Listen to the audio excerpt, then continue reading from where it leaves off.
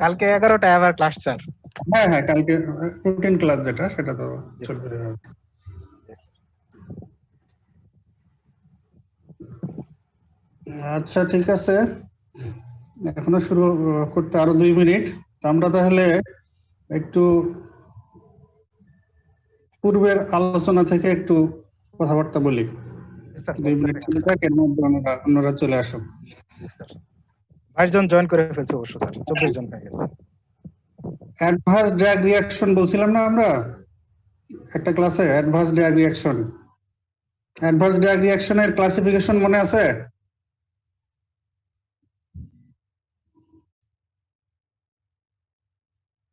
বলো দেখি একদম,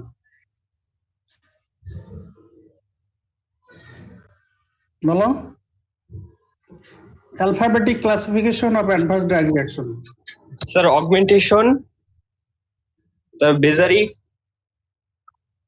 continuous, delayed, and end of use. A, B, C, D, এটা দিয়ে আগে বলো। Type A, type B, type C, type D, type E। Type A augmented, type B Bézary, type C continuous, type D delayed, and type E end of use of drug. এত মনে রাখতে হবে, very very important. Advance drug reaction জিজ্ঞেস করলেই কিন্তু এটা চলে আসে, এবং প্রত্যেকটার মেকানিজম এক্সাম্পল।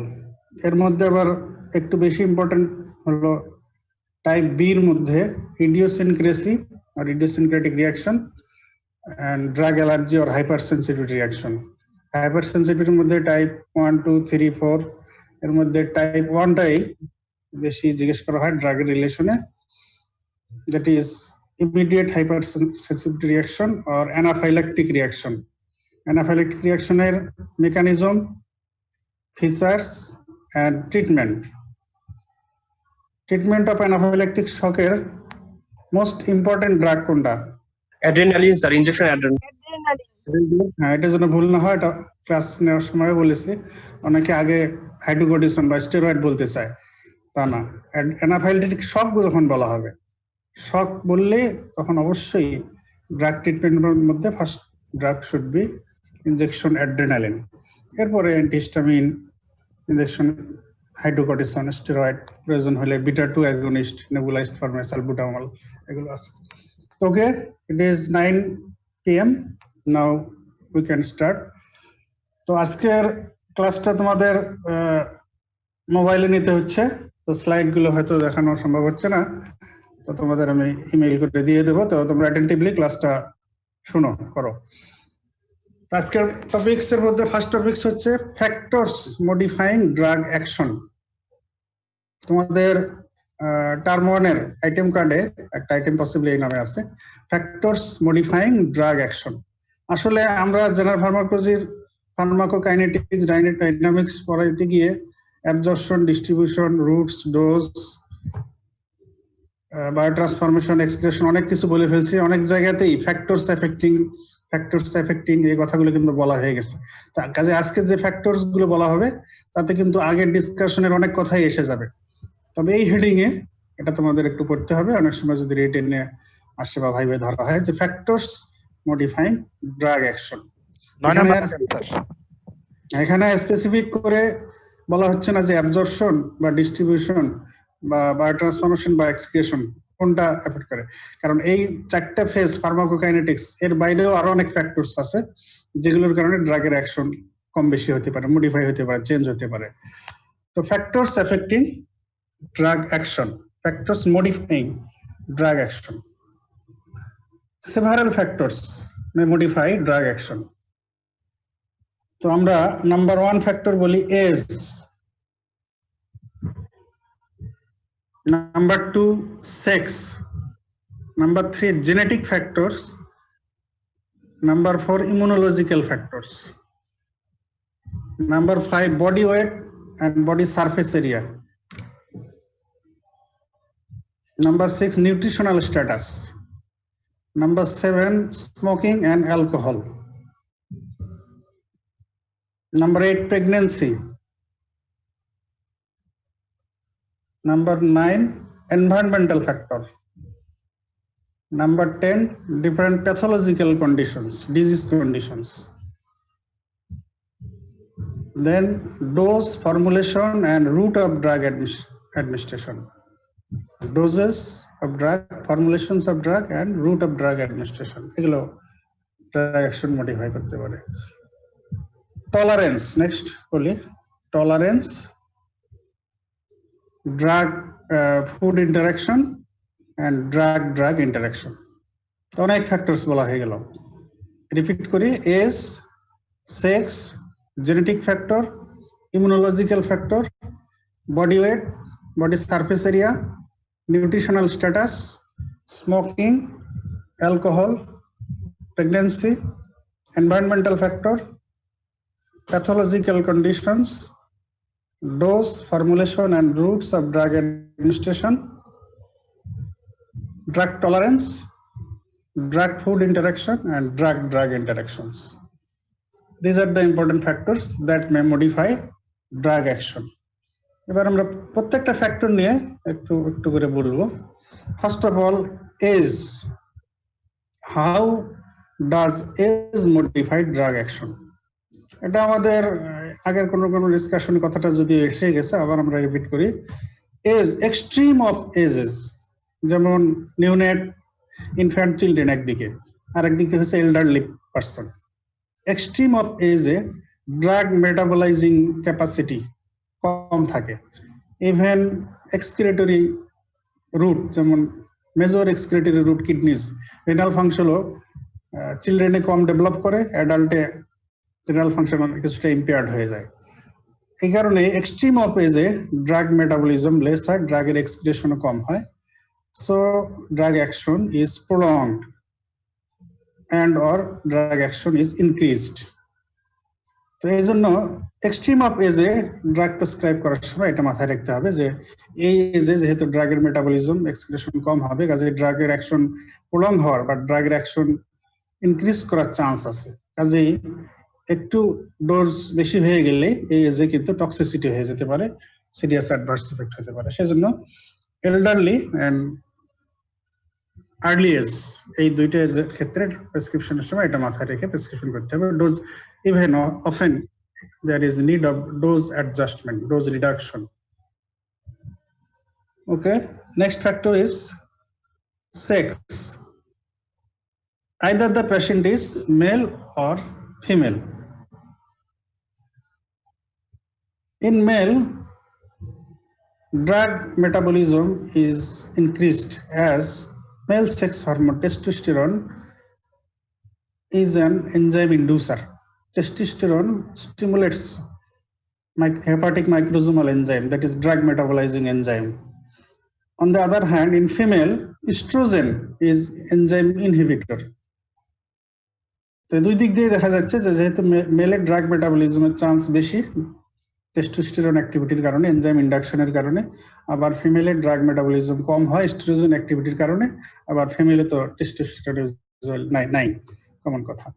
এই কারণে মেলের ড্রাগ মেটাবলিজম বেশি হয়। তো ড্রাগ মেটাবলিজম বেশি হয়ে গেলে ডোজ মেলে বেশি লাগতে পারে, ফিমেলে কম লাগতে পারে। এটা দেখা যায়, প্র্যাকটিক্যালিও দেখা যায় যে মেলের ডোজ একটু বেশি দিতে হয়, ফিমেলে একটু কম দিতে হয়।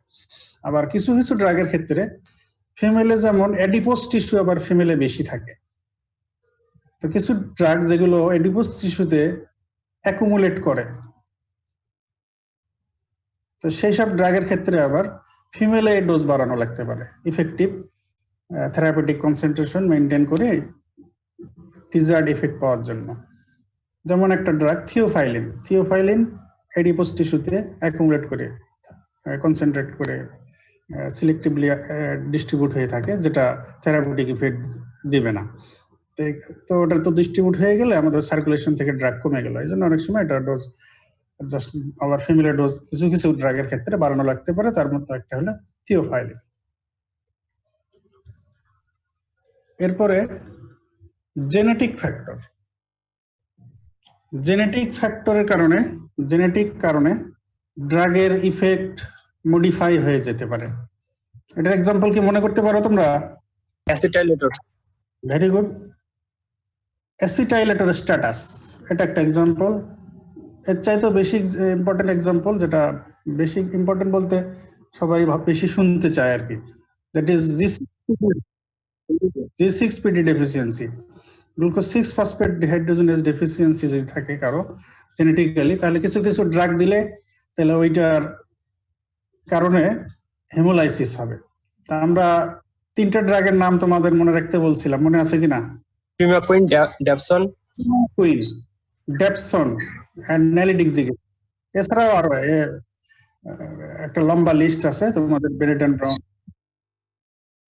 তাহলে একটা গেল G6PD deficiency, another one is acetylator status. তো জেনেটিক্যালি কেউ স্লো অ্যাসিটাইলেটর, কেউ র্যাপিড অ্যাসিটাইলেটর। আচ্ছা, আমরা বাংলাদেশিরা স্লো অ্যাসিটাইলেটর না র্যাপিড অ্যাসিটাইলেটর জানা আছে? এটা কি আমি ওই ক্লাসে বলেছিলাম? বলো, আমরা বাংলাদেশিরা স্লো অ্যাসিটাইলেটর না র্যাপিড অ্যাসিটাইলেটর? এনিবডি কথা শুনতে পাচ্ছ? স্যার এটা বলা হয়নি স্যার। হ্যাঁ স্যার এটা বলা হয়নি স্যার। আচ্ছা ঠিক আছে। উই বাংলাদেশি আর স্লো অ্যাসিটাইলেটরস, এই জন্যই আমাদের দেশে আবার টিউবারকুলোসিসের পেশেন্টও বেশি। আইএনএস দিলে কিন্তু আমাদের দেশের জনগণেরই পেরিফেরাল নিউরোপ্যাথি হওয়ার চান্স বেশি, এই কারণে যেহেতু আমরা স্লো অ্যাসিটাইলেটর। তো স্লো অ্যাসিটাইলেটর যদি হয়, তাদেরকে যদি আইএনএস দেওয়া হয়, INS is metabolised by acetylation first. আমরা আগে বলেছি যে এটা একটা এক্সেপশন, আইএনএস এর মেটাবলিজম আগে ফেজ 2 হয়, তারপরে ফেজ 1 হয়, ফেজ 2 ফলোড বাই ফেজ 1। তাহলে এখানে কনজুগেশন হয়, ওই অ্যাসিটাইলেশন হয়ে আইএনএস এর ফেজ 2 মেটাবলিজম হয়, পরে ফেজ 1 এ হাইড্রোলাইসিস হয়, এইভাবে মেটাবলিজম হয়। তো যেহেতু আমরা স্লো অ্যাসিটাইলেটর, তাহলে আইএনএস আমাদের বডিতে বেশি সময় পারসিস্ট করে। আর আইএনএস এর পাইরিডক্সিনের সাথে স্ট্রাকচারাল সিমিলারিটি থাকার কারণে এই দুজনের মধ্যে কম্পিটিশন হয়, পাইরিডক্সিন বের হয়ে যায়। তা পাইরিডক্সিন ডেফিসিয়েন্সি হয়, পেরিফেরাল নিউরোপ্যাথি হয় এর ফিচার। আর যারা র্যাপিড অ্যাসিটাইলেটর, তো তাদের ক্ষেত্রে আবার র্যাপিডলি আইএনএস দেওয়া হচ্ছে, র্যাপিডলি মেটাবোলাইজড হয়ে যাচ্ছে। তো এই জন্য ডিজায়ার্ড ইফেক্ট পাইতে আমাদের ডোজ বেশি দেওয়া লাগতে পারে। তো স্লো অ্যাসিটাইলেটরের ক্ষেত্রে পেরিফেরাল নিউরোপ্যাথি যাতে না হয়, এজন্য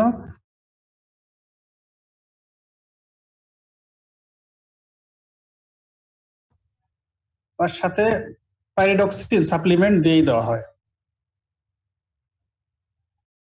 আর র্যাপিড অ্যাসিটাইলেটর যারা হবে, তাদের যেহেতু র্যাপিডলি মেটাবলিজম হয়ে যাবে, তো তাদের আইএনএস এর ডোজ বাড়ানো লাগতে পারে, এই হলো একটা প্রবলেম। আর র্যাপিডলি মেটাবলিজম হওয়ার কারণে যে মেটাবোলাইট ফরমেশন হয়, তো এইটা আবার বেশি অ্যাকুমুলেশন হয়ে গেলে হেপাটোটক্সিসিটি হয়ে যেতে পারে। এই হলো র্যাপিড অ্যাসিটাইলেটর আর স্লো অ্যাসিটাইলেটর ঘটনা। Next, pseudocholinesterase deficiency.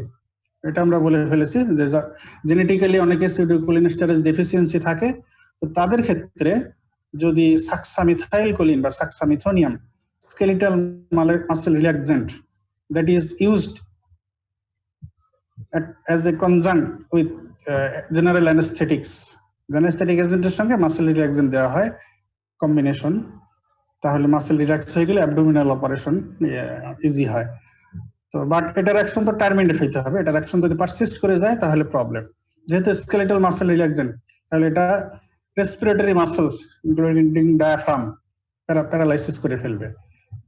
তো তাহলে এটার অ্যাকশন যদি টার্মিনেশন না হয়, মেটাবলিজম যদি না হয়, তাহলে মাসেল রিল্যাক্সিন প্রপার্টি পারসিস্ট করার কারণে ডায়াফ্রাম রেসপিরেটরি মাসেলস প্যারালাইসিস হয়ে থাকলে there is chance of prolonged apnea which is known as succinylchoanium apnea। এটা অবশ্য বলা হয়েছে, এটা মনে রাখতে হবে। আবার জেনেটিক্যালি কেউ যদি সিউডোকোলিনেস্টারেজ এক্সেস হয়, তাদের ক্ষেত্রে আবার আমাদের ডিজায়ার্ড মাসেল রিল্যাক্সেশন অ্যাচিভ করতে there may be need of excess dose of succinylcholine or succinylchoanium, dose বেশি লাগতে পারে যেহেতু এনজাইম এক্সেস জেনেটিক্যালি। তো যা দেওয়া হবে মেটাবলিজম হয়ে যাবে বেশি বেশি, ওটাকে ওভারকাম করে আসতে আমাদের ডোজ বেশি দেওয়া লাগতে পারে। তো এই গেল জেনেটিক ফ্যাক্টর। নেক্সট হচ্ছে ইমিউনোলজিক্যাল ফ্যাক্টর, এটাও আমাদের বলা হয়ে গেছে। ইমিউনোলজি ফ্যাক্টর মানে হলো ইমিউন রেসপন্স যদি এক্সাজারেটেড হয় কারো, or inappropriate হয়, that may terminate into hypersensitivity reaction or allergic reaction, drug allergy or drug hypersensitivity reaction. তো এটা আমরা বলে ফেলেছি যে যাদের ক্ষেত্রে এই ধরনের। তো জেনেটিক্যালি আবার এই অনেকেই prone to develop hypersensitivity reaction. কাদের? জেনেটিক্যালি কিছু কিছু ইন্ডিভিজুয়াল আছে, তারা তাদের টেন্ডেন্সি থাকে to produce excessive amount of IgE, genetic predisposition to produce excess amount of IgE, তাদেরকে বলা হয় অ্যাটোপিক ইন্ডিভিজুয়াল। আর এই কন্ডিশনটাকে বলা হয় অ্যাটোপি। এটা তোমরা যখন হাইপারসেন্সিটিভ রিঅ্যাকশন মাইক্রোবায়োলজি পড়বে ডিটেইলস আরো জানবে। অ্যাটোপি, এই কন্ডিশনটাকে বলা হয় অ্যাটোপি, যাদের এই টেন্ডেন্সি থাকে to develop excessive amount of IgE। IgE mediated hypersensitive রিঅ্যাকশনটাই তো টাইপ 1 হাইপারসেন্সিটিভ রিঅ্যাকশন। তো যাদের এই টেন্ডেন্সি বেশি থাকে তাদেরকে বলা হয় অ্যাটোপিক ইন্ডিভিজুয়াল, আর এই কন্ডিশনটাকে বলা হয় অ্যাটোপি। তো এটা আমরা hypersensitive reaction, drug allergy, type 1, 2, 3, 4, anaphylactic reaction সব এর ম্যানেজমেন্ট সহ সব বলে ফেলেছি। তো আমরা এটা আগায় যাই, পাস করে যাই। Next factor that may modify drug action, that is body weight and surface area. তো কারো যদি body weight, body surface area বেশি হয়, এটা পার কেজি বডি ওয়েট বা per square metre surface area হিসেবে এটা ক্যালকুলেশনেই তো বোঝা যায় যে তাদের ডোজ বেশি লাগবে। তো যদি একজন overweight, obeys individual, wait body weight অনেক বেশি, বডি সারফেস এরিয়া অনেক বেশি, তো তার ক্ষেত্রে যদি দেখা যায় আমরা ডোজ কম দিই, তো আমরা আমাদের ডিজায়ার্ড থেরাপিউটিক ইফেক্ট নাও পাইতে পারি। আবার যার body weight, body surface area কম, তাকে যদি আবার আমরা এমন ডোজ দিই যেটা ওবেস পার্সনকে দেওয়া হয়, তাহলে তার ক্ষেত্রে আবার এই ড্রাগের অ্যাকশন বেশি হয়ে এটা তার ড্রাগ টক্সিসিটিতে পরিণত হতে পারে। তো সেজন্য body weight and body surface area এটাও একটা factor that may modify drug action. তাহলে যদি body weight, body surface area বেশি হয় তাহলে বেশি ডোজ লাগতে পারে ড্রাগের অ্যাকশনের জন্য, আর যদি body weight, body surface area কম হয় তাহলে ওবেসের চাইতে কম ডোজে অ্যাকশন পাওয়া যেতে পারে। Nutritional status, another factor, nutritional status. আমরা দেখেছি যে ড্রাগ মেটাবলিজমের জন্য, ড্রাগ বায়োট্রান্সফরমেশনের জন্য এনজাইম লাগে, আবার এর সাথে কোএনজাইম, কোফ্যাক্টর এগুলোও লাগে। মেটাবলিজম মানে এনজাইমেটিক অ্যাক্টিভিটি, মানে এনজাইম যেমন লাগবে সাথে কোএনজাইম, কোফ্যাক্টর এগুলোও লাগে। তো কাজে এক্ষেত্রে নিউট্রিশনাল স্ট্যাটাস এটা বোঝা যাচ্ছে লিঙ্কড। তো কারো যদি ম্যাল নিউট্রিশন থাকে, যেহেতু এনজাইম সিনথেসিস মানে এটা একটা প্রোটিন, তার কাজে প্রোটিন লাগবে। তো ড্রাগ মেটাবলিজমের জন্য যে এনার্জি লাগে, এর জন্য কার্বোহাইড্রেট লাগবে, ফ্যাট লাগবে। আবার কোএনজাইম, কোফ্যাক্টর হিসেবে অনেক ভিটামিনস, মিনারেলস এগুলো ইনভলভ। তো কাজে নিউট্রিশনাল স্ট্যাটাস এটা একটা important factor that may modify drug action. তো যদি কারো ম্যাল নিউট্রিশন থাকে, সেই ক্ষেত্রে দেখা যাবে যে যদি কারো প্রোটিন এনার্জি ম্যাল নিউট্রিশন থাকে, প্রোটিনের ডেফিসিয়েন্সি, এনার্জির ডেফিসিয়েন্সি, ভিটামিন মিনারেলস ডেফিসিয়েন্সি, তাহলে তার drug metabolism will be hampered. আর ড্রাগ মেটাবলিজম যদি বেশি না হয়, তাকে যদি আমরা ড্রাগ দিই, তো ড্রাগের অ্যাকশন প্রলং হতে পারে, ড্রাগের action may be increased and there may be chance of drug toxicity. এই জন্য ম্যালনারিশ পেশেন্টের ক্ষেত্রে, এই জন্যই আসলে ওই সব ক্ষেত্রে ক্রিটিক্যাল পেশেন্টের ক্ষেত্রে আসলে, আর টক্সিসিটি তো বেশি ইম্পর্টেন্ট ক্রিটিক্যাল পেশেন্টের ক্ষেত্রে, ড্রাগের টক্সিক ইফেক্ট হওয়ার চান্সও বেশি। পার কেজি বডি ওয়েট বা per square metre body surface area হিসেবে দিলে তখন এটা ওভারকাম করা যায়। Nutritional status, so it is also an important factor that may modify drug action.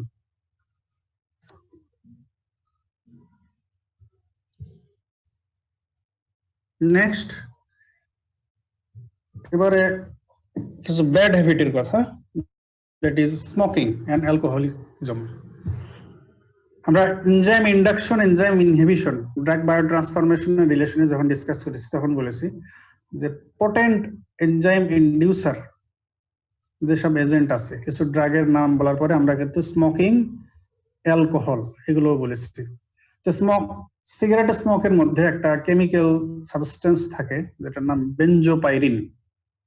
Benzopirin is a chemical agent that is present in cigarette smoke. This chemical agent is potent enzyme inducer. এজন্য যারা smoker হয় তাদের ক্ষেত্রে এই component আর chemical এজেন্টের কারণে ওই ইন্ডিভিজুয়ালের drug মেটাবলাইজিং enzyme এগুলো ইনডিউসড হয়ে থাকে। তো এদের ক্ষেত্রে এজন্য যখন আমরা থেরাপিউটিক পারপাসে ড্রাগ ইউজ করব, দেখা যাবে যে সেই ড্রাগের এক্সেসিভ মেটাবলিজম করে ফেলবে। তো ওই ড্রাগের অ্যাকশন পাইতে আমাদের ডোজ বাড়ানো লাগতে পারে, অথবা ওই ড্রাগের অ্যাকশন টার্মিনেট হয়ে যায় তাড়াতাড়ি, এই জন্য ফ্রিকুয়েন্ট অ্যাডমিনিস্ট্রেশন প্রয়োজন হতে পারে। এর একটা বেস্ট এক্সাম্পল থিওফাইলিন। থিওফাইলিন দেখা গেছে যে থিওফাইলিন যারা নন স্মোকার তাদের ক্ষেত্রে দিলে এটার elimination half life about 8 hours. আবার যদি একজন স্মোকারের ক্ষেত্রে থিওফাইলিন অ্যাডমিনিস্ট্রেশন করা হয় তখন দেখা যায় এর এলিমিনেশন হাফ লাইফ 4 আওয়ার্স। তার মানে নন স্মোকারের ক্ষেত্রে 8 আওয়ার্স এলিমিনেশন হাফ লাইফ, আর স্মোকারের ক্ষেত্রে এলিমিনেশন হাফ লাইফ 4 আওয়ার্স। তাহলে এই ঘটনা ঘটতেছে এনজাইম ইন্ডাকশনের কারণে। স্মোকিং এর কারণে সিগারেট স্মোকে যে বেনজোপাইরিন থাকে এটা এনজাইম ইন্ডাকশন করার কারণে এটার অ্যাকশন, এটার মেটাবলিজম তাড়াতাড়ি হয়ে যাচ্ছে, এটার অ্যাকশন র্যাপিডলি টার্মিনেট হয়ে যাচ্ছে, এলিমিনেশন তাড়াতাড়ি হয়ে যাচ্ছে। So smoking is an important factor that modify drug action. Next, alcohol. Alcoholic individuals এর ক্ষেত্রেও একই ঘটনা ঘটে। Alcohol induces hepatic microsomal enzyme that is responsible for metabolism of many drugs. So, action of drug may be modified. এজন্য alcoholic patient যারা chronic alcoholic তাদের ক্ষেত্রে অনেক সময় প্যারাসিটামল দিয়েও ড্রাগ টক্সিসিটি হতে পারে। প্যারাসিটামলের যে টক্সিসিটি, প্যারাসিটামল টক্সিসিটি হলে কিন্তু লিভার অ্যান্ড কিডনি দুইটা vital organs may be damaged. তো এটা এই কারণে হয় যে ক্রনিক অ্যালকোহলিক্স তাদের ক্ষেত্রে এনজাইম ইনডিউসড হয়ে আছে, তো তাদেরকে প্যারাসিটামল দেওয়া হলো। তো প্যারাসিটামলের এক্সেস মেটাবলিজম হয়ে এক্সেসিভ মেটাবোলাইট ফর্মেশন হয়ে সেই মেটাবোলাইট গুলো hepatotoxicity করতে পারে, hepatotoxic metabolite. Next, a physiological factor that may modify drug action, that is pregnancy. We know in pregnancy hemodynamics of a pregnant lady is changed, modified. Hemodynamic change হয়, cardiac output বেড়ে যায়, vasodilation হয়, বিভিন্ন অর্গানে perfusion বেড়ে যায়, plasma volume বেড়ে যায়, এগুলো হয়। প্লাজমা প্রোটিন অল্টার হয়ে যায়। তো হেমোডাইনামিক যে চেঞ্জ গুলো হয়, যেহেতু আমাদের ড্রাগ বডিতে অ্যাডমিনিস্ট্রেশনের পরে ওরালি অ্যাডমিনিস্ট্রেশন করলে এটা অ্যাবজর্পশন হয়ে আগে ব্লাডেই যায়, আর যেহেতু সেই ব্লাড আর হেমোডাইনামিক সিস্টেমই মডিফাই হয়ে গেছে, চেঞ্জ হয়ে গেছে, এজন্য ড্রাগের অ্যাকশনও মডিফাই হয়ে যায়। মানে স্পেশালি কিছু কিছু ড্রাগের ক্ষেত্রে বিষয়টা আরো বেশি ইম্পর্টেন্ট। তো এই জন্য যেহেতু হেমোডাইনামিক্স, প্লাজমা প্রোটিনস এগুলো চেঞ্জ হয়ে যায় প্রেগনেন্ট লেডিতে, তারপর প্লাসেন্টাল পারফিউশনের বিষয় আছে, এগুলো এইসব চেঞ্জের কারণে হেমোডাইনামিক চেঞ্জ, বডি ফ্লুইডের চেঞ্জ, প্লাজমা প্রোটিনের চেঞ্জ, এই কারণে actions of some drugs may be modified. Next factor environmental. Environmental ফ্যাক্টরের মধ্যে আমাদের অ্যাটমসফিয়ারিক পলিউটেন্ট, এনভায়রনমেন্টাল পলিউটেন্ট কিছু এজেন্ট আছে যেগুলোর এক্সপোজারে আমরা অহরহ আসতেছি। তো এগুলোর কারণে ড্রাগ অ্যাকশন মডিফাই হতে পারে, চেঞ্জ হতে পারে। এর মধ্যে একটা ইম্পর্টেন্ট এজেন্ট বলা হচ্ছে hydrocarbon. Hydrocarbon present in atmosphere, it May modify drug action. Now some pathological conditions or disease condition or clinical conditions that may modify drug action. আমরা প্রথমে একটা ডিজিজের নাম বলি মেনিনজাইটিস। তো মেনিনজাইটিসের ট্রিটমেন্টে কিছু কিছু ড্রাগ ইউজ হয়, আবার কিছু কিছু ড্রাগ ইউজ করা যায় না, কারণ কিছু কিছু ড্রাগ মেনিনজাস পেনিট্রেট করতে পারে, কিছু কিছু ড্রাগ পেনিট্রেট করতে পারে না। আবার কিছু ড্রাগ নর্মাল মেনিনজাস পেনিট্রেট করতে পারে না, বাট ইনফ্ল্যামড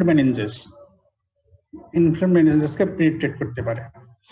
তো যেমন sulphonamide, metronidazole, chloramphenicol, isoniazid, rifampicin, এইসব ড্রাগ কি কি বললাম? Sulphonamide, chloramphenicol, metronidazole, isoniazid, rifampicin. These drugs penetrates well through normal meninges. Normal meninges দিয়ে ওরা ক্রস করতে পারে। But there are some drugs that penetrate meninges only when meninges is inflamed. যেমন penicillin, ampicillin, streptomycin, gentamicin. These drugs penetrate meninges only when meninges is inflamed. এই জন্য যদিও normally এরা blood brain barrier cross করে না, মেনিনজাস cross করতে পারে না, মেনিনজাইটিসের ট্রিটমেন্টে এই ড্রাগ গুলো ইউজ হয়, যেহেতু তারা ইনফ্লেম মেনিনজাসে কেন এরা ক্রস করতে পারে? তোমাদের ফিজিওপ্যাথোলজিক নলেজ থেকে একটু বলো দেখি। ইনফ্লেম মেনিনজাসে কেন ক্রস করতে পারে? নরমাল মেনিনজাসে পারে না, ইনফ্লেম হয়ে গেলে কেন পারে? ইনফ্লামেশন মানে তো there is vasodilation, তাই না? তো cell swelling sir in inflammation বেড়ে যায়, এই কারণে যদিও তারা নরমালি ক্রস করতে পারে না, ইনফ্লেমড হয়ে গেলে পারে, কারণ পারমিবিলিটি বেড়ে যায়, ভ্যাসোডাইলেশন, পোর সাইজ বেড়ে যায়, এইসব কারণে। তার মানে বোঝা গেল যে কিছু ড্রাগ এইভাবেও প্যাথোলজিক্যাল কন্ডিশনের কারণেও কিছু কিছু ড্রাগের অ্যাকশন মডিফাই হচ্ছে। কিছু ড্রাগ নরমাল মেনজে ক্রস করতে পারতেছে, আবার কিছু ড্রাগ নরমালি পারতেছে না, আবার প্যাথোলজিক্যাল কন্ডিশন ইনফ্ল্যাম মেনিনজাসে তখন ক্রস করতে পারতেছে। আবার liver disease, liver is an important organ for drug biotransformation. তো এই অর্গান যদি ডিজিজড হয়ে যায়, অ্যাকিউট লিভার ডিজিজ হোক বা ক্রনিক লিভার ডিজিজ হোক, তো লিভার ফাংশন ইম্পেয়ার্ড হয়ে যায়, তখন তো ড্রাগ মেটাবলিজম, ড্রাগ বায়োট্রান্সফরমেশন সে অনেক ক্ষেত্রেই করতে পারবে না ঠিক মতো, তো তখন ওই ড্রাগের টক্সিসিটি হতে পারে। আবার কিছু ড্রাগ যেগুলো লিভারে অ্যাক্টিভেশন হয়ে ফার্মাকোলজি ইফেক্ট দেয়, সেগুলোর ক্ষেত্রে দেখা যাবে যে তো ওই ড্রাগ অ্যাক্টিভ হইতে পারতেছে না। তো যেগুলো লিভারে মেটাবোলাইজড হয়ে ইনঅ্যাক্টিভ হয়ে যায়, তার ক্ষেত্রে ঘটনা ঘটবে যে লিভার ফাংশন ইম্পেয়ার্ড হলে বা লিভার ডিজিজ হয়ে গেলে, তো তারা মেটাবলিজম না হয়ে অ্যাকুমুলেট করবে বডিতে, তাদের টক্সিসিটির চান্স বেড়ে যাবে। আর যে ড্রাগগুলো লিভারে অ্যাক্টিভেশন হয়, প্রোড্রাগ থেকে অ্যাক্টিভ ড্রাগে কনভার্সন হয়, হেপাটিক এনজাইম, তাদের ক্ষেত্রে আবার আমরা অ্যাক্টিভ ফর্মে পাবো না, তো আমাদের ডিজায়ার্ড ইফেক্টই পাবো না। তাহলে এইভাবে liver disease may modify drug action. Renal disease, CKD, chronic kidney disease. তো আমরা জানি যে major route of drug excretion is kidneys. তো কিডনি দিয়ে যেহেতু ম্যাক্সিমাম ড্রাগ এক্সক্রিশন হয়, তো এই কিডনি যদি ডিজিজড হয়ে যায়, কিডনি তার যদি ফাংশন এটা যদি করতে না পারে, রেনাল ফাংশন ইম্পেয়ার্ড যদি হয়ে যায়, সিকেডি, ক্রনিক কিডনি ডিজিজ, তো এই ক্ষেত্রে যেসব ড্রাগ, ম্যাক্সিমাম ড্রাগই তো আমরা জানি যে কিডনি দিয়ে এক্সক্রিট হয়, তো তাহলে এই ড্রাগগুলো অ্যাকুমুলেট করবে, তো এই ড্রাগের তখন অ্যাডভার্স ইফেক্ট, টক্সিসিটি হওয়ার চান্স আছে।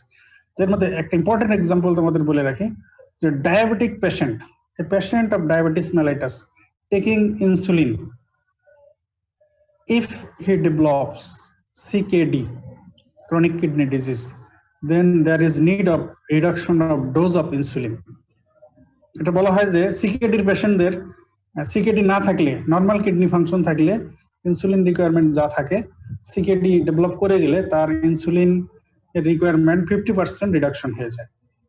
একজন diabetic mellitus patient taking insulin with CKD, তাদের ক্ষেত্রে ইনসুলিন রিকোয়ারমেন্ট হাফ হয়ে যায়, কারণ ইনসুলিনের মেটাবলিজম, এক্সোজেনাস ইনসুলিনের ম্যাক্সিমাম মেটাবলিজম কিডনি দিয়ে হয়, আর বাকিটা লিভার দিয়ে হয়, বাট এন্ডোজেনাস ইনসুলিনের ম্যাক্সিমাম মেটাবলিজম লিভার দিয়ে হয়, বাকিটা কিডনি দিয়ে হয়, 60%, 40% and vice versa. Heart disease, cardiac function যদি ইম্পেয়ার্ড হয়ে যায়, কার্ডিয়াক ফেলিউরের পেশেন্ট, হার্ট ফেলিউরের পেশেন্ট, তাদের ক্ষেত্রেও এই ঘটনা ঘটতে পারে, ড্রাগের অ্যাকশন মডিফাই হয়ে যেতে পারে। কিভাবে? যে কার্ডিয়াক আউটপুটের ফ্যাকশন তো বডির অল টিস্যুতে পৌঁছায়। তো drug metabolizing organ and drug excretory organs আর টিস্যুজ যেগুলো, তো এগুলোর যদি পারফিউশন করে কমে যায়, তো তাদের ফাংশনও কমে যাবে। তো তখন তাদের এই ড্রাগ মেটাবলাইজিং ক্যাপাসিটি আর এক্সক্রিটরি ক্যাপাসিটি এগুলোও কমে যাবে। তো এই কারণে এক্ষেত্রেও মেটাবলিজম আর এক্সক্রিশন ইম্পেয়ার্ড হয়ে গেলে এইসব ড্রাগ বডিতে অ্যাকুমুলেশন হয়ে টক্সিসিটি ডেভেলপ করার চান্স থেকে যায়। So thus pathological conditions, different pathological conditions or diseases may also modify drug action. Next factor, dose, formulation, of formulation. Dose may modify drug action. তো কোন ড্রাগের ডোজ যদি বেশি দেওয়া হয় তাহলে ওই ড্রাগের অ্যাকশন বেশি হতে পারে, ইভেন এটা টার্ন নিতে পারে টক্সিক ইফেক্টে, অ্যাডভার্স ইফেক্টে। আবার ডোজ কম হয়ে গেলে আমরা আমাদের ডিজায়ার্ড ইফেক্ট নাও পেতে পারি। এটা একটা কথা। অ্যানাদার কথা ডোজের রিলেশনে, যে change of dose may change effect of the drug. এক ধরনের ডোজে যে রকম ইফেক্ট পাইতাম, তো ডোজ চেঞ্জ করে দিলে, বাড়াইলে কমাইলে দেখা যেতে পারে যে একেবারে ডিফারেন্ট ইফেক্ট পাওয়া যেতে পারে, চেঞ্জ অফ ইফেক্টই চেঞ্জ হয়ে যেতে পারে। এর বেস্ট এক্সাম্পল হচ্ছে অ্যাসপিরিন। অ্যাসপিরিনের ডিফারেন্ট ডোজ ডিপেন্ডেন্ট ইফেক্ট আছে। Low dose aspirin, that is aspirin 75 to 150 milligram, এই ডোজে যদি অ্যাসপিরিন দেওয়া হয়, it exerts antiplatelet effects only. Antiplatelet effect of aspirin at doses 75 to 150 milligram. তো ডোজ যদি এটা বাড়িয়ে দেওয়া হয় 600 মিলিগ্রাম টু 900 মিলিগ্রাম হয়, তখন আবার এটা antipyretic and mild analgesic effect দিবে। Aspirin in dose of 600 to 900 milligram exerts antipyretic and mild analgesic effect. আবার ডোজ যদি আরো বাড়িয়ে দেওয়া হয়, aspirin in dose of more than 900 থেকে 2400 পর্যন্ত, 900 বেশি 2400 মিলিগ্রাম পর্যন্ত যদি ডোজ দেওয়া হয়, তখন দেখা যাবে যে এটা অ্যানালজেসিক ইফেক্ট দেবে। আর আরো বাড়িয়ে দেওয়া হয় যদি মোর দ্যান 2400 টু 3600 মিলিগ্রাম, 2400 থেকে 3600 মিলিগ্রাম পর্যন্ত যদি ডোজ দেওয়া হয় অ্যাসপিরিনের, তখন আবার aspirin in this dose, this highest dose will exert anti inflammatory effect, মানে তখন এর ইফেক্টটা আরো অনেক পাওয়ারফুল হয়ে গেল। So change of dose may change effect of a drug. এটার বেস্ট এক্সাম্পল আমরা বললাম অ্যাসপিরিন, লো ডোজে 75 to 150 milligram antiplatelet effect, 600 to 900 মিলিগ্রামে antipyretic and mild analgesic effect, more than 900 to 2400 milligram analgesic effect, and more than 2400 up to 3600 milligram. এই ডোজে হচ্ছে anti inflammatory effect. So thus change of dose may change effect of a drug. Next, formulations of drug. একই drug যদি different ফর্মুলেশনে আনা হয়, এর কারণে কিন্তু ড্রাগের ইফেক্ট চেঞ্জ হয়ে যেতে পারে। বা ফর্মুলেশনের কারণে কোনো ড্রাগ দেখা যেতে পারে শর্ট অ্যাক্টিং, আবার কোনো ড্রাগ লং অ্যাক্টিং হয়ে যেতে পারে। কোনো ড্রাগ ইমিডিয়েট অ্যাক্টিং, কোনো ড্রাগ ডিলেড অ্যাক্টিং হতে পারে।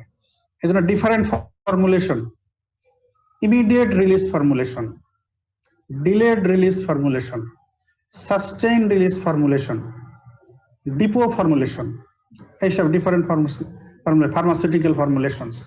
দেখা যায় ডাইক্লোফেনাক, যদি প্লেন ডাইক্লোফেনাক, এটার যে ফর্মুলেশন আছে, এইটা অনলি দিতে হয়। ডাইক্লোফেনাক ট্যাবলেট, এটা একটা NSAID অ্যানালজেসিক, 50 মিলিগ্রাম ট্যাবলেট, এইটা অনলি 3 বেলা করে দিতে হয় ইন ফুল স্টমাক। তো এটা হলো ইমিডিয়েট রিলিজ। আবার এই ডাইক্লোফেনাককে ফার্মাসিউটিক্যাল মডিফাইড ফর্মুলেশনে বানানো হয়েছে ডিলেড রিলিজ আর সাস্টেইন রিলিজ। সাস্টেইন রিলিজই বলি, সাস্টেইন রিলিজ মানে এটা একই ফর্মুলেশনের মধ্যে এমন ভাবে ফর্মুলেট করা হয়েছে যে এটা একটা লং টাইম ধরে এখান থেকে রিলিজ হইতে থাকবে। তখন দেখা যাবে যে ডাইক্লোফেনাক SR সাস্টেইন রিলিজ এটা ওয়ান্স ডেইলি দিলেই চলতেছে। 50 milligram plain diclofenac tablet twice or thrice daily দেওয়া লাগে। আর sustain diclofenac SR sustain release formulation এটা যদি দেওয়া হয় তখন ওয়ান্স ডেইলি দিলেই চলতেছে। তাহলে ফর্মুলেশন এটা ড্রাগের অ্যাকশনকে মডিফাই করতেছে, অ্যাকশনকে প্রলং করে দিচ্ছে। একবার দিলে এটা 24 আওয়ার্স এটার অ্যাকশন মেনটেন করতে পারতেছে। ডিপো ফর্মুলেশনের অ্যানাদার এক্সাম্পল ডিপো ফর্মুলেশনের নাম শুনছো? বলো, শুনতেছ? এনিবডি? ডিপো ফর্মুলেশন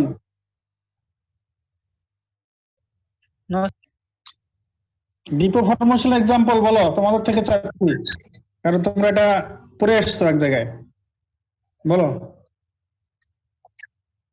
ইন্ট্রামাসকুলার কি ইনজেকশন? ডিপো ফর্মুলেশন এক্সাম্পল বলো, নাম বলো। কমিউনিটি মেডিসিনে পড়ে আসছো।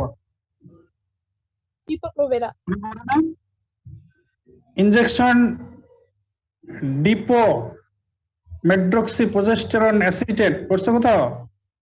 DMPA injection, DMPA injectable steroidal contraceptive, ঠিক আছে? হ্যাঁ, এটা ডিপো মানে কি? এখানে ড্রাগটা থাকে অনেক, এখান থেকে একটু একটু করে রিলিজ হইতে থাকে, অনেক দিন চলে। কতদিন অন্তর দিতে হয় এটা? ইন্টারভাল কেন? তোমার কমিউনিটি মেডিসিন পড়ে আসে নাই তোমরা? কি করছো? 150 milligram deep IM injection given at 3 months interval, 3 মাস অন্তর অন্তর দেওয়া হয়। এটা এমন ডিপো একবার দিলে 3 মাস চলে। তাহলে formulation, different ফর্মুলেশনস also modify drug action, আমরা এই এক্সাম্পল গুলো থেকে বুঝলাম। এবারে চেঞ্জ অফ রুট চেঞ্জ করলে there may be change of effect. Same drug different রুটে দিলে এক এক রুটে এক এক রকম ইফেক্ট পাওয়া যেতে পারে। তার মানে change of route may modify drug effect. এটার একটা এক্সাম্পল দেই, ম্যাগনেসিয়াম সালফেট এটা যদি ওরালি খাওয়ানো হয় তাহলে it will exert laxative effect and relieve constipation. So orally administered magnesium sulfate exerts laxative effect and relieve constipation. এই ম্যাগনেসিয়াম সালফেট যদি আবার IV দেওয়া হয় in a patient of eclampsia নাম শুনছো? eclampsia খিঁচুনি sir. খিঁচুনি তো তোমার খিঁচুনি হলে এটাকে সবকে করতে হবে। হ্যাঁ, লেট প্রেগন্যান্সিতে কনভালশন হয়। হাইপারটেনশন, শুধু কনভালশন না, hypertension, proteinuria, oedema and convulsion না থাকে, বাকি তিনটা যদি থাকে, হাইপারটেনশন, প্রোটিনিউরিয়া, ইডিমা, তখন তাকে বলা হবে প্রিক্লাম্পসিয়া। তখন কনভালশন আর আনকনসিয়াসনেস আর ফিট হয়ে যাবে সাথে, তখন এটা হয়ে যাবে এক্লাম্পসিয়া। এই যে এক্লাম্পসিয়ার যে কনভালশন, এই কনভালশনের ম্যানেজমেন্টের নাম্বার 1 ড্রাগ হচ্ছে magnesium sulphate in IV route, parenterally IV রুটে এই ম্যাগনেসিয়াম সালফেট দিলে it exerts anti convulsant effect. তাহলে IV রুটে যে ম্যাগনেসিয়াম সালফেট ওরালি দিলে, লিকুইড ফর্মে দেওয়া হয় ওরালি, যেটা ম্যাগনেসিয়াম সালফেট দিলে এটা কনস্টিপেশন রিলিভ করে বা ল্যাক্সেটিভ ইফেক্ট। আবার এই ম্যাগনেসিয়াম সালফেট যখন IV ফর্মুলেশন বানিয়ে IV রুটে ইউজ করা হয় তখন it exerts anti convulsant effect in eclampsia. আবার এই IV রুটে এটা যদি সিভিয়ার অ্যাকুট ব্রঙ্কিয়াল অ্যাজমা পেশেন্টকে দেওয়া হয়, ইট অলসো এক্সার্টস ব্রঙ্কোডাইলেটর ইফেক্ট। তাহলে IV রুটে দিলে এটা এক্লাম্পসিয়ার পেশেন্টে দিলে অ্যান্টি কনভালসেন্ট ইফেক্ট শো করে, আবার সিভিয়ার অ্যাকুট ব্রঙ্কিয়াল অ্যাজমা পেশেন্টকে IV রুটে দিলে এটা ব্রঙ্কোডাইলেটর ইফেক্ট শো করে। আবার এই ম্যাগনেসিয়াম সালফেট যদি ইনহেলেশন রুটে দেওয়া হয়, ইনহেলেশন রুটে দিলেও এই ম্যাগনেসিয়াম সালফেটের ব্রঙ্কোডাইলেটর ইফেক্ট পাওয়া যায়। আবার এই ম্যাগনেসিয়াম সালফেট যদি টপিক্যালি ইউজ করা হয়, topically locally, locally over a suppurative lesion of skin like abscess, স্কিনে কোনো অ্যাবসেস আছে, এটার উপরে যদি টপিক্যালি ম্যাগনেসিয়াম সালফেট অ্যাপ্লাই করা হয় তাহলে এটা আবার অ্যাস্ট্রিনজেন্ট ইফেক্ট শো করে। অ্যাস্ট্রিনজেন্ট টার্মটা হয়তো তোমাদের নতুন।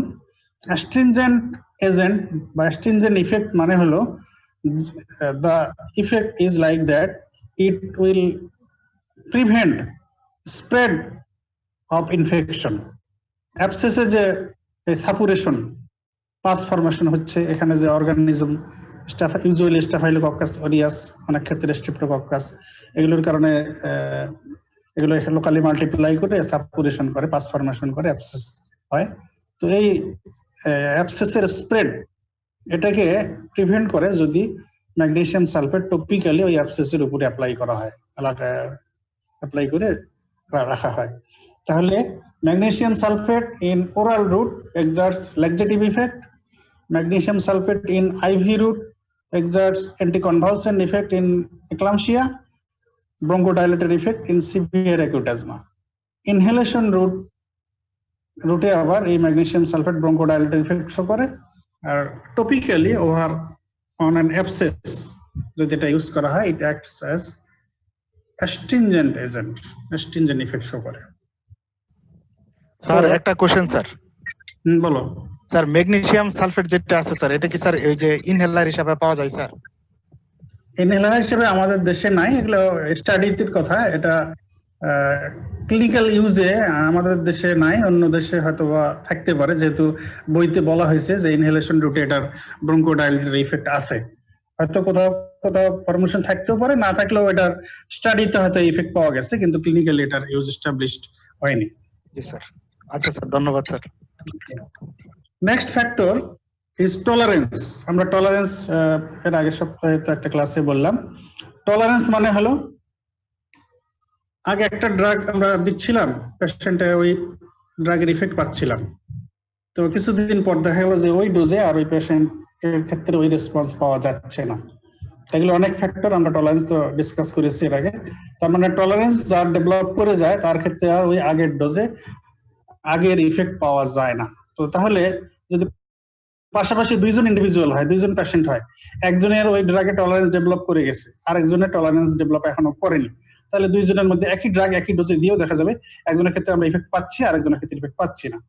তাহলে টলারেন্সও একটা factor that may modify drug action. তো কি কি ড্রাগে টলারেন্স হয় আমরা ওই দিন বলেছি, যেমন morphine, nitrate, salbutamol, beta against, এইসব ড্রাগে টলারেন্স ডেভেলপ করে।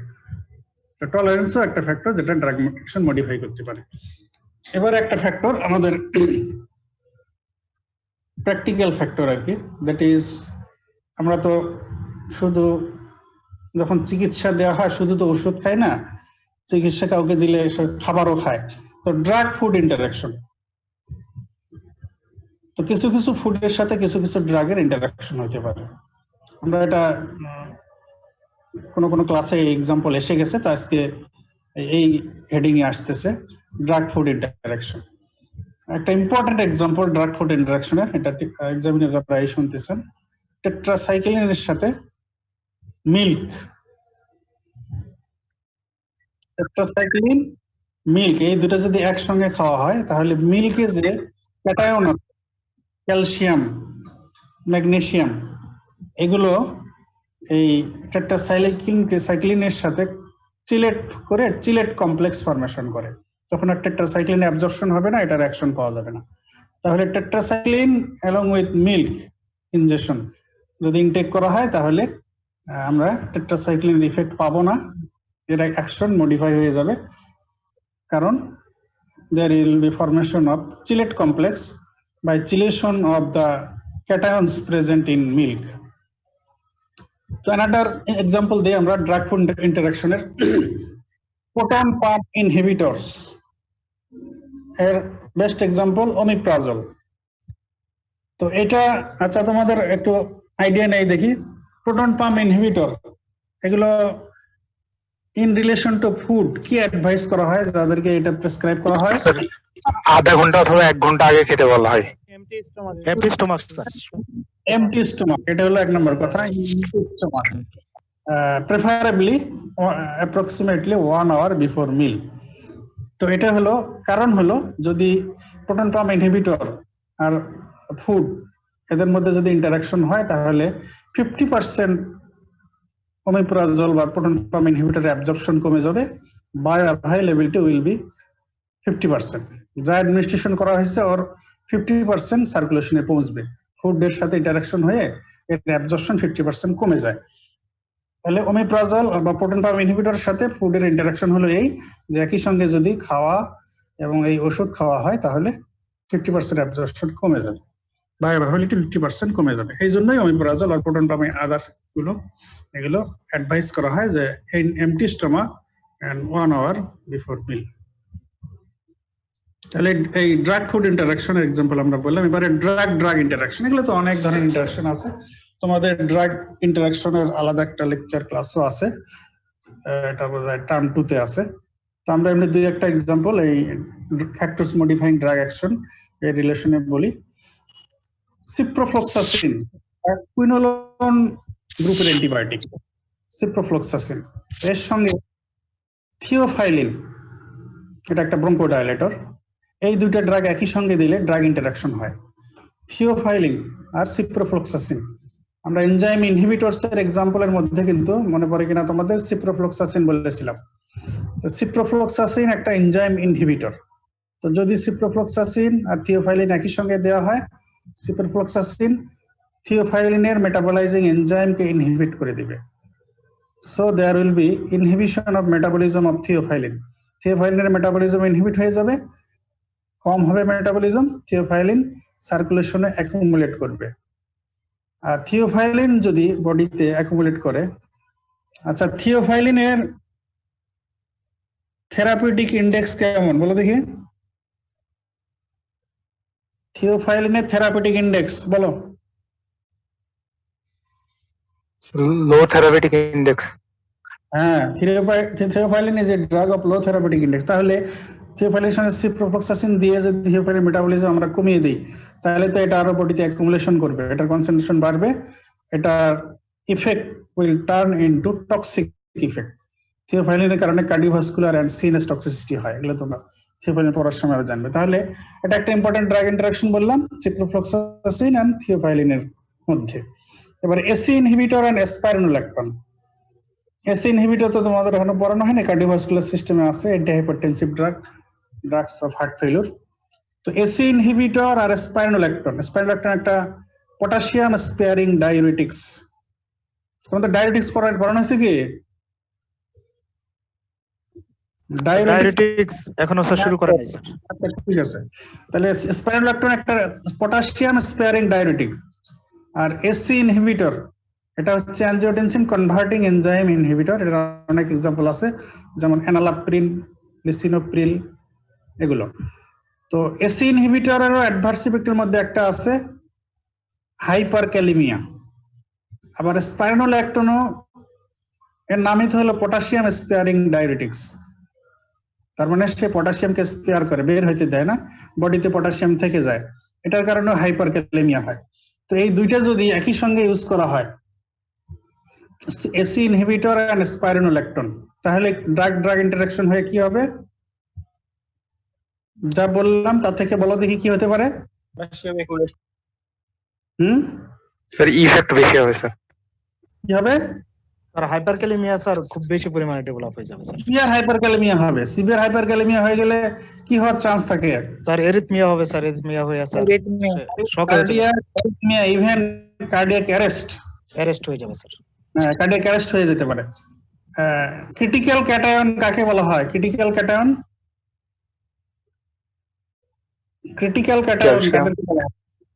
Sodium, calcium, sodium, potassium. ক্যাটায়নের মধ্যে ক্রিটিক্যাল সবচেয়ে বেশি তো ক্রিটিক্যাল পটাশিয়াম। হ্যাঁ, কারণ এটার নরমাল রেঞ্জ কি অনেক বেশি না কম? কম স্যার, কম। কিন্তু খুব কম। ডোজ রেঞ্জ মানে লিমিট রেঞ্জ কম, lower limit and upper limit. এই জন্য একটু বেশি হয়ে গেলেও সমস্যা, কম হয়ে গেলেও সমস্যা। এই জন্য এসি ইনহিবিটর এন্ড স্পাইরোনোল্যাকটন যদি একসঙ্গে দেওয়া হয়, সিভিয়ার হাইপারক্যালেমিয়া হয়, there is chance of cardiac arrest even.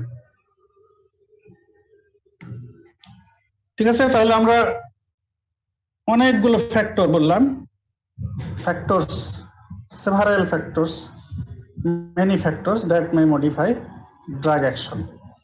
তো এটা ডিসকাশন আমরা করে ফেললাম মোটামুটি। এবারে এই ধরনেরই আরেকটা কথা, এটাও কোনো কোনো বইতে এই হেডিং এ আছে, অনেক সময় পরীক্ষায় ধরা হয় বা পরীক্ষায় আসতে পারে, that is individual variation in drug response. Individual variation in drug response, দুটো হেডিং আলাদা মনে রাখো, কিন্তু কথা অনেকগুলো কমন। একটা বললাম ফ্যাক্টরস মডিফাইং ড্রাগ অ্যাকশন, এতক্ষণ যা বললাম। এবারে বলতেছি individual variation in drug response. তার মানে হলো man to man, individual to individual ড্রাগের রেসপন্স ভেরি করতে পারে। তো এর অনেক কথা আগের কথা এসে গেছে, যেমন এজের কথা আমরা বলেছি, যে যদি একটা এল্ডারলি পেশেন্ট বা এক্সট্রিম এজের পেশেন্ট, তার ক্ষেত্রে ড্রাগের রেসপন্স যেমন হবে, একটা অ্যাডাল্ট মিডল এজের পেশেন্ট তার ক্ষেত্রে রেসপন্স ভেরি করবে। সেক্সের কারণে মেল এন্ড ফিমেলের ক্ষেত্রে ইফেক্ট ভেরি করবে। বডি ওয়েট, বডি সারফেস এরিয়ার কারণে ইফেক্ট ভেরি করে, এই যে কথাগুলো আমরা এতক্ষণ যা বললাম, এগুলো অনেকটা এটার মধ্যেও এসে যাবে। তো individual variation in drug response, এই হেডিং এ এবার আমরা আসতেছি। তো ইন্ডিভিজুয়াল যে ভেরিয়েশন হয়, তো ভেরিয়েশন গুলো কি কি ধরনের হতে পারে? হতে পারে there is increased drug response, কোন কোন ইন্ডিভিজুয়ালের ক্ষেত্রে কোন কোন ড্রাগের রেসপন্সটা নর্মালের চাইতে বেশি হতে পারে, ইনক্রিজড ড্রাগ রেসপন্স। আবার কারো ক্ষেত্রে ড্রাগের রেসপন্স কম হতে পারে, ডিক্রিজড ড্রাগ রেসপন্স। তাহলে একটা হলো ইনক্রিজড ড্রাগ রেসপন্স, আর একটা বললাম decreased drug response. Another event that may occur, সেটা হলো অল্টার্ড ড্রাগ রেসপন্স। কারো কারো ক্ষেত্রে এমন রেসপন্স হবে যেটা একেবারে ডিফারেন্ট, যেমন ড্রাগ অ্যালার্জি আর হাইপার সেন্সিটিভিটি, এটা কিন্তু ড্রাগের নর্মাল রেসপন্স না, এটা একদম অল্টার্ড রেসপন্স। ইডিওসিনক্রেটিক রিয়াকশন, এটা কিন্তু ড্রাগের নর্মাল রেসপন্স, এমন না যে কোনো ওই ড্রাগের যা নর্মালি রেসপন্স হয় সেটাই বেশি হচ্ছে, বিষয়টা তা না, এটা একদম ডিফারেন্ট রেসপন্স, তাহলে এটা হলো অল্টার্ড রেসপন্স। তাহলে basic headlines under this heading, individual variation in drug response, একটা হলো increase drug response, decrease drug response আর অল্টার্ড ড্রাগ রেসপন্স, এই ধরনের ইন্ডিভিজুয়াল ভেরিয়েশন হতে পারে। এখানেও আবার what are the factors that are responsible for individual variation in drug response? তো এখানে ওই ফ্যাক্টর গুলো অনেকগুলোই আছে, দুই তিন চারটে বাদ। ওই ফ্যাক্টর কি কি? ফ্যাক্টর এজ, এটা আমরা আগেরটাতে বলেছি, sex, genetic factor, immunological factor, body weight, body surface area, nutritional status, smoking and alcohol, pregnancy, environmental factor, pathological conditions, tolerance, এই সবগুলোই ওই হেডিং এও ছিল, ফ্যাক্টরস মডিফাইং ড্রাগ অ্যাকশন এর মধ্যেও আছে এই factors that R responsible for individual variation in drug response. শুধু ড্রাগের নিজের যে ফ্যাক্টর গুলো, এই ফ্যাক্টর গুলো কিন্তু এই হেডিং এর আন্ডারে আর থাকলো না। ড্রাগের ডোজ, ফর্মুলেশন, ড্রাগ ইন্টারাকশন, এগুলো এখান থেকে বাদ গেল, টলারেন্স এগুলো বাদ গেল, বাকি সব ওই ফ্যাক্টর গুলো এই হেডিং এর আন্ডারে আছে। তাহলে কোশ্চেন যেটাই আসুক, ফ্যাক্টরস মডিফাইং ড্রাগ অ্যাকশন অথবা factors responsible for individual variation in drug response, তাহলে খালি একটু বুঝে যে এটার আন্ডারে কোনটা নাই সেটা মনে রাখবে, সেভাবে আনসার করবে। এবারে একটা কোশ্চেন অনেক সময় পরীক্ষায় আসে, how can you prolong drug action, or how drug action can be prolonged? ড্রাগের অ্যাকশন প্রলং করা যেতে পারে কিভাবে? এটার হেডিং এ 5টা কথা মনে রাখতে হবে। Number 1, by delaying systemic absorption from local site. ড্রাগটা লোকালি গেলে, এটা একটা লোকাল ড্রাগের, লোকাল ইউজ ড্রাগের ক্ষেত্রে এই কথাটা প্রযোজ্য, সেই জন্য এই কথাটা এখানে। তাহলে by delaying absorption into systemic circulation. Number 2, by slowing metabolism. Number 3, by inhibiting excretion. Number 4, by modifying chemical or molecular structure of drug. Number 5, by different modified pharmaceutical formulation. Well, how drug action can be prolonged? Etar answer পাঁচটা headline. Number 1, by delaying absorption. Number 2, by slowing metabolism. Number 3, by inhibiting excretion. Number 4, by modifying chemical or molecular structure of drug. And number 5, by different pharmaceutical formulation. এবার প্রত্যেকটা একটু করে আমরা বলি। By delaying systemic absorption, এটা প্রযোজ্য হলো আসলে এক্সাম্পল হিসেবে in case of use of local anaesthetic. Local anaesthetic বুঝো তোমরা? जी सर जी सर জি স্যার लोकली एक्टिंग লোকালি, হ্যাঁ, ছোট ছোট সার্জিক্যাল প্রসিডিউর, যেমন কোনো ইনজুরি হয়েছে এটা ড্রেসিং করা, কিংবা কেটে গেছে এটা স্টিচ দেওয়া, এই ধরনের ছোট ছোট কাজের জন্য লোকাল অ্যানেস্থেটিক ইউজ করা হয়। বা ছোট কোনো একটা ছোট টিউমার, এটাকে রিমুভ করা। তো লোকাল অ্যানেস্থেটিকের নাম এক্সাম্পল একটা দেই, লিগনোকেইন। তোমাদের পরে এগুলো ক্লাস আছে। লিগনোকেইন, লিগনোকেইন লোকাল অ্যানেস্থেটিক। এইটার সঙ্গে যদি অ্যাড্রেনালিন দিয়ে দেওয়া হয়, তো অ্যাড্রেনালিন ভেসোকনস্ট্রিকশন করে। তো যদি লোকাল অ্যানেস্থেটিক ইনজেকশনের সঙ্গে অ্যাড্রেনালিনও যোগ করা থাকে, তাহলে অ্যাড্রেনালিন ভেসোকনস্ট্রিকশন করবে। লোকাল অ্যানেস্থেটিক এজেন্ট লিগনোকেইন এইটাকে ওই লোকাল এরিয়া থেকে সার্কুলেশনে অ্যাবজর্ব হইতে দেবে না বা ডিলে করবে। ভেসোকনস্ট্রিকশন হয়ে গেলে তো ওখান থেকে আর ওই ড্রাগটা সরতে পারবে না সহজে। তো তাহলে সার্কুলেশনে যদি তেমন না যায়, তাহলে লোকাল অ্যানেস্থেটিক লিগনোকেইনের কনসেন্ট্রেশন বেশি থাকবে এবং বেশি সময় ধরে এটা লোকাল অ্যানেস্থেটিক ইফেক্ট দিবে। তাহলে এখানে আমরা তাহলে ড্রাগের মানে লোকাল অ্যানেস্থেটিক এজেন্ট লিগনোকেইনের অ্যাকশন প্রলং করলাম by delaying its absorption into circulation. Adrenaline add করে ভেসোকনস্ট্রিকশন করে এটাকে আমরা সার্কুলেশনে যাইতে দিলাম না, লোকালি রাখলাম বেশি সময় ধরে। তাহলে এইভাবে এটার অ্যাকশনকে প্রলং করা গেল by delaying systemic absorption. Next, by slowing metabolism. এটার বেস্ট এক্সাম্পল হচ্ছে use of levodopa along with carbidopa in treatment of parkinsonism. Parkinsonism একটা ডিজিজ, এটাতে অনেক ড্রাগ ইউজ হয়, তার মধ্যে একটা ড্রাগ হচ্ছে লেভোডোপা। বাট লেভোডোপার প্রবলেম হচ্ছে লেভোডোপা যদি একাই ইউজ করা হয়, তাহলে বডিতে যে এটার মেটাবলাইজিং এনজাইম আছে ডোপা ডি কার্বোক্সিলেজ, এটা মেটাবলাইজ করে ডোপামিনে কনভার্ট করবে। তো ডোপামিন যদি সার্কুলেশনে হয়ে যায়, এটা তখন আর ব্লাড ব্রেন ব্যারিয়ার ক্রস করতে পারবে না, ব্রেনে ঢুকতে পারবে না, অ্যান্টি পার্কিনসনিজম ইফেক্টও দিতে পারবে না। এই জন্য যেটা করা হয় levodopa in combination with carbidopa. তো কার্বিডোপা একটা ড্রাগ যেটা ডোপা ডিকার্বোক্সিলেজ এনজাইম, যেটা লেভোডোপাকে মেটাবলাইজ করে, ওই এনজাইমকে ইনহিবিট করে, যার ফলে লেভোডোপা আর পেরিফেরিতে ব্রেকডাউন হয়ে ডোপামিনে কনভার্সন হয় না। তো পেরিফেরাল মেটাবলিজম ইনহিবিশন হয়ে গেলে এটা লেভোডোপা ইনট্যাক্ট থাকে। তো লেভোডোপা ফর্মে এটা ব্লাড ব্রেন ব্যারিয়ার ক্রস করে ব্রেনে পৌঁছে যায়, ব্রেনে গিয়ে এটা ডোপামিনে কনভার্সন হয়ে এটা তার অ্যান্টিপার্কিনসনিয়ান ইফেক্ট দেয়। তো তাহলে এক্ষেত্রে আমরা লেভোডোপার ব্রেকডাউন ইনহিবিট করে বা লেভোডোপার মেটাবলিজমকে ইনহিবিট করে বা স্লো করে দিয়ে লেভোডোপাকে বডিতে বেশি সময় ধরে আমরা থাকতে দিলাম। তাহলে এখানে আমরা লেভোডোপার অ্যাকশন প্রলং করলাম by inhibiting its metabolism or by slowing its metabolism by using concomitantly carbidopa. Carbidopa use করে আমরা লেভোডোপার মেটাবলিজম কমিয়ে দিয়ে লেভোডোপার অ্যাকশনকে প্রলং করব। এইটা ঘটনা, এই বিষয়টা important for treatment of parkinsonism, levodopa plus carbidopa. Next, by inhibiting excretion of drug. তো কোনো ড্রাগ যদি বডি থেকে খুব তাড়াতাড়ি বেশি বেশি এক্সক্রেশন হয়ে যায়, তাহলে তো আমরা ওই ড্রাগের ডিজায়ার্ড ইফেক্ট নাও পেতে পারি। এই জন্য কোনো ড্রাগের এক্সক্রেশন কমিয়ে দিয়ে ওই ড্রাগের অ্যাকশনকে প্রলং করা হয়। এর best example penicillin plus probenecid.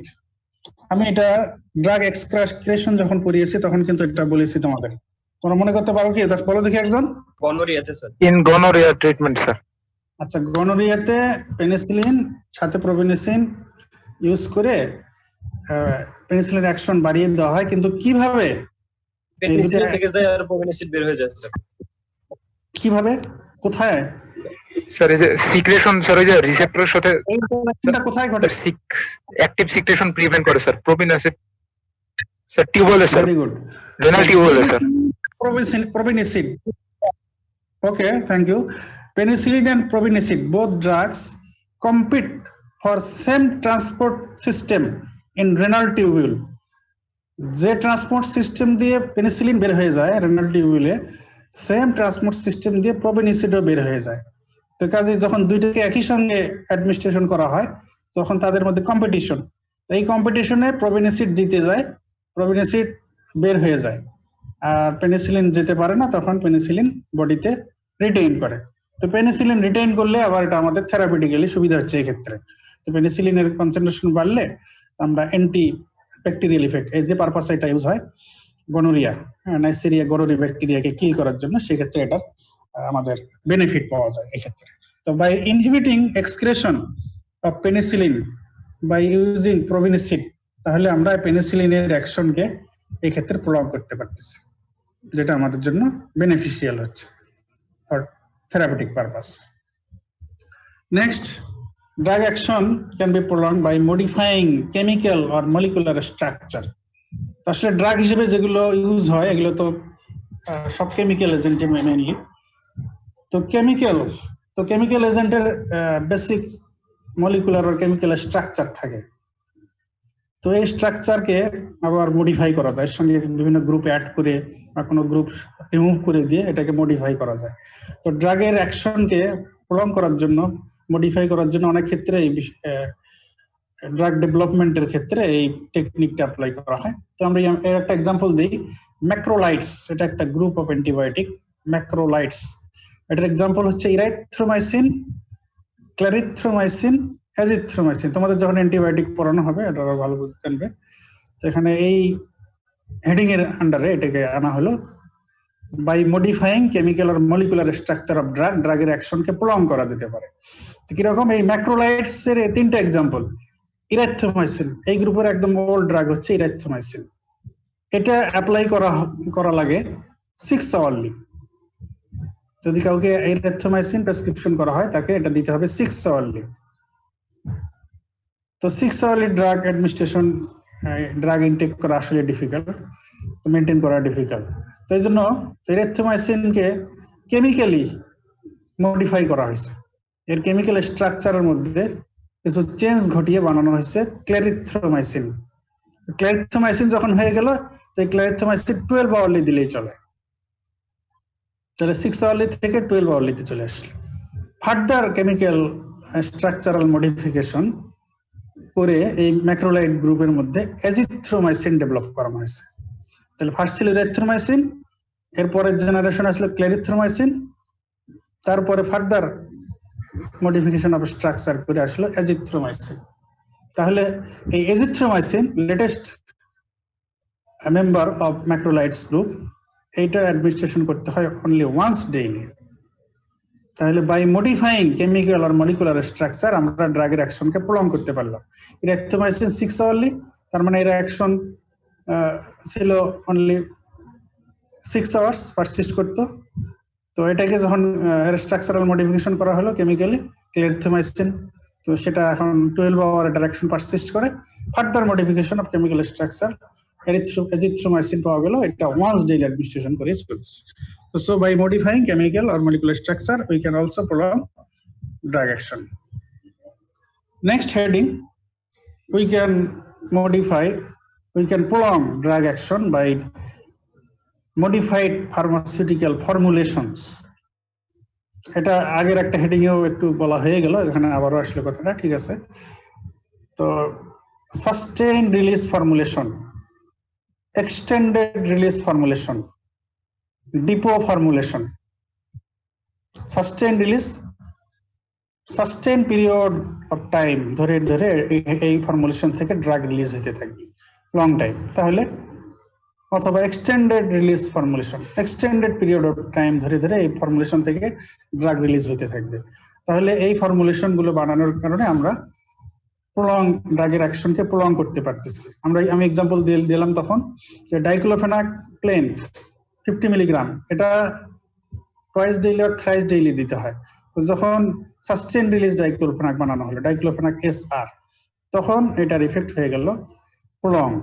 তখন ওয়ান্স ডেইলি দিলেই চলতেছে, একবার দিলে এটার অ্যাকশন 24 আওয়ার্স পর্যন্ত পারসিস্ট করতেছে। তো ডিপো ফর্মুলেশন বললাম, ইনজেকশন ডিপোমেট্রোক্সিপ্রোজেস্টেরন অ্যাসিটেট, এটা 150 মিলিগ্রাম ইনজেকশন ডিপ ইন্টারমাসকুলারলি একবার দিলে এটার অ্যাকশন 3 মান্থস পর্যন্ত পারসিস্ট করে। কন্ট্রাসেপটিভ ইফেক্ট এটা 3 মান্থস পর্যন্ত পারসিস্ট করে। Then after 3 months next dose, আর 3 মান্থস ইন্টারভ্যালে এক একটা করে ডোজ দিতে হয়। তাহলে by modifying pharmaceutical formulations, drug action can also be prolonged. So এই heading A how can drug action be prolonged, এই কোশ্চেন যদি ফেস করো রিটেন হোক ভাইভাই হোক, তখন এই 5টা হেডিং এ এক্সাম্পল দিয়ে আনসার করতে হবে। ঠিক আছে, তাহলে তোমাদের টাইম ওভার অলসো, আমরা তাহলে এখানে শেষ করতে পারি এবং আজকের এই ক্লাস শেষ করার মাধ্যমে আমরা জেনারেল ফার্মাকোলজি ডিসকাশন শেষ করে ফেললাম। ওকে স্যার, আগামীকাল স্যার 11টায় স্যার। হ্যাঁ, আগামীকাল তাহলে টাইমলি ক্লাস হবে এবং তোমরা রাতেই সবাইকে অ্যালার্ট করে দাও যে কালকে থেকে অটোনমিক ফার্মাকোলজির ক্লাস শুরু হবে। এটা কিন্তু না বুঝলে তোমাদের পরে কার্ডিওভাস্কুলার ফার্মাকোলজি বুঝতে পারবে না, এবং অটোনমিকে অনেক কিছু কনসেপচুয়াল বিষয় আছে, বোঝার অনেক কিছু আছে। তো সবাই যেন অটোনমিক ফার্মাকোলজির কালকে ক্লাস থেকে ভালোভাবে সিনসিয়ারলি অ্যাটেন্ড করে সবাই। ওকে, আচ্ছা স্যার, আচ্ছা sir, thank you very much. ধন্যবাদ স্যার। আসসালামু আলাইকুম স্যার।